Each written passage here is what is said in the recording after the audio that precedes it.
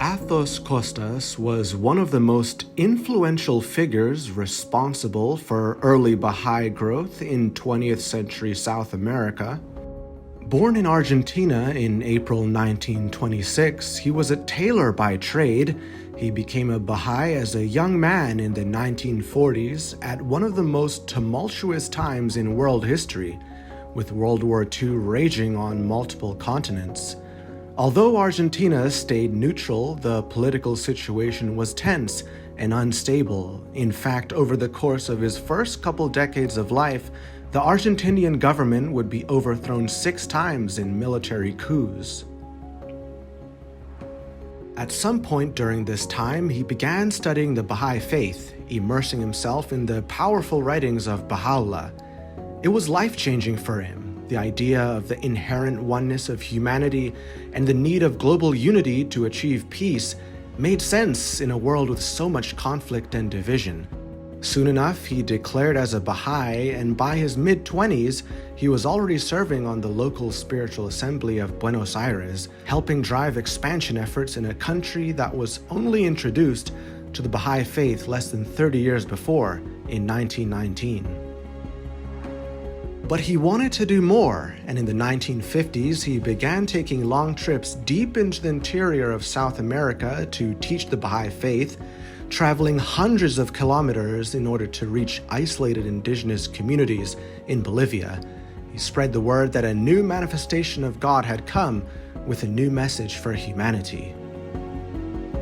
But it wasn't easy. Bolivia's harsh terrain and jagged mountains meant it took multiple days of travel to reach isolated villages.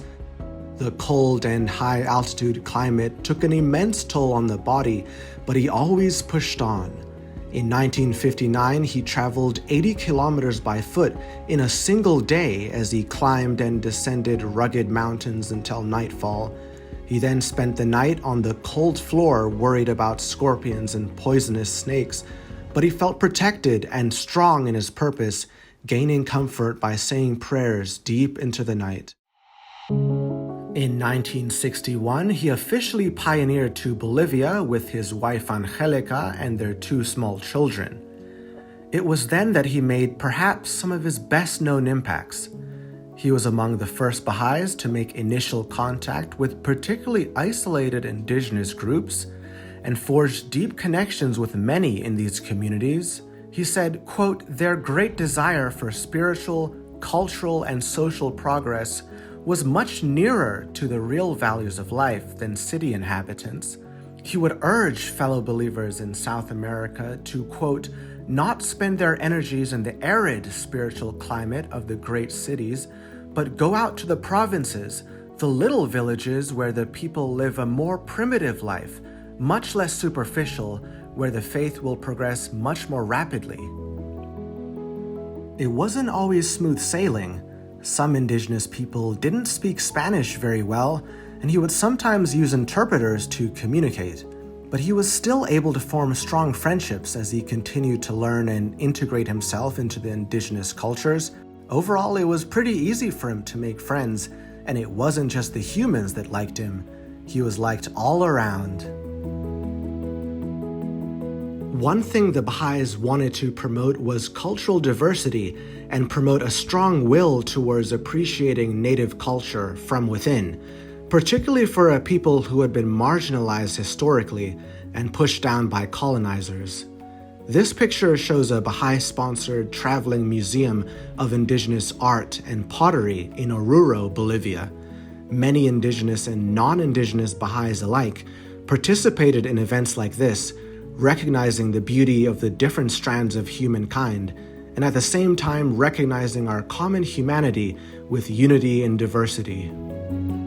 In 1961, Athos Costas was elected to the first National Spiritual Assembly of Bolivia, seen here in this picture.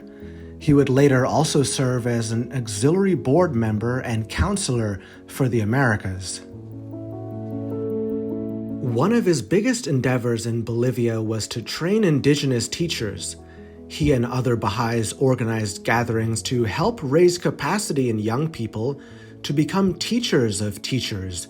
They were taught to help local assemblies enrich the Baha'i life in these communities, help others learn to read and write, and also to establish primary school classes for children and young people.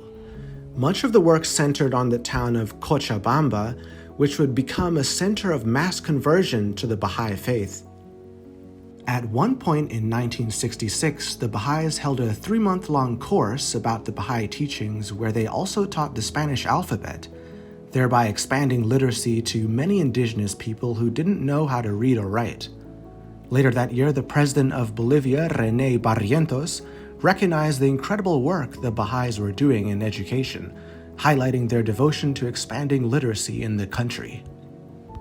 In the following years, the teaching efforts expanded, with many large events and exhibitions about the Baha'i faith taking place across Bolivia. During this period, Hand of the Cause, Ruhia Khanum, made several trips to the country, where she was fervently welcomed in by the local Baha'is. She gave several powerful talks in places like La Paz and Cochabamba, as well as in some of the villages. She also held talks with the president of Bolivia. Here's a picture of her presenting a copy of the Proclamation of Baha'u'llah to the president. All of these events generated immense interest in the Baha'i faith, with an estimated 30,000 people accepting the message of Baha'u'llah in the following years. The faith would go from strength to strength in Bolivia for decades on, where the legacy of Athos Costas' work can be seen today. The country now has over 250,000 registered Baha'is as of 2020, the largest Baha'i population in all of South America, a testament to the tireless work he and other Baha'is did, walking thousands of kilometers and meeting new people in the pursuit of bringing folks together in the spirit of oneness and unity. In total, Athos Costas served as a pioneer to Bolivia for 10 years before returning to his home country of Argentina, but he always continued to have a special connection and love for Bolivia and the people of the country. He served as a Continental Counselor for the Americas until 1985, before taking a step back and serving the faith at more of a grassroots level. Athos Costas passed away in October of 2024 at the age of 98.